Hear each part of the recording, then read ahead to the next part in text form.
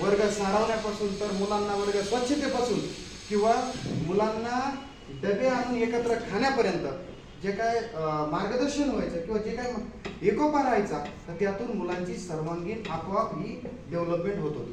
परंतु आता या चुकीच्या काही पॉलिसी रन व्हायला लागल्यामुळे काय झालं, तर याच्यात काही या छोट्या मुलांचं नुकसान व्हायला सुरुवात झालंय.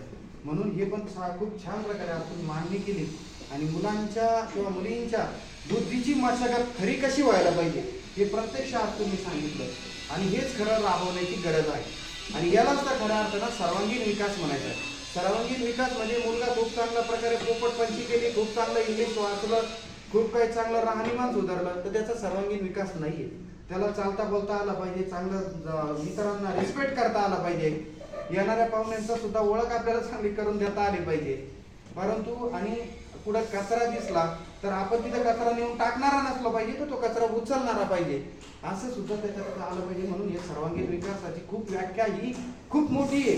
ही व्याख्यापर्यंत तळागाळापर्यंत सर्वांगीण विकास म्हणजे हा समुद्र आहे, सातापारचा समुद्र आहे. तो समुद्र प्रत्येकाला सर्वांगीण विकास म्हणजे हा फार गाठता फार तो तळ समुद्राचा जसं सापडत नाही, तसा हा सर्वांगीण विकासाचा सुद्धा तळ आपल्याला सापडू शकत नाही.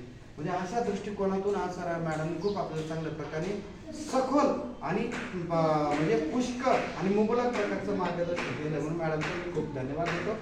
आणि नुकतंच जे की भारतीय लष्कर सेवेत ज्यांनी अधिकारी म्हणून खूप चांगल्या प्रकारची सेवा दिली, आज कॅप्टन जे के अरविंद साहेब देखील सहभागी आहे, आपल्या सकाळपासून आपल्यात सहभागी आहे. परंतु आज 2-3 शाळेचे सुद्धा त्यांच्या हस्तेच ध्वजवंदन होते. परंतु सरांनी तिकडे पाहुणे म्हणून गेले आणि आपल्याकडे ते परिवार म्हणून आलेले, म्हणून परिवारासाठी ते म्हणून ह्या परिवाराला जपणारे हे लोक महत्वाचे.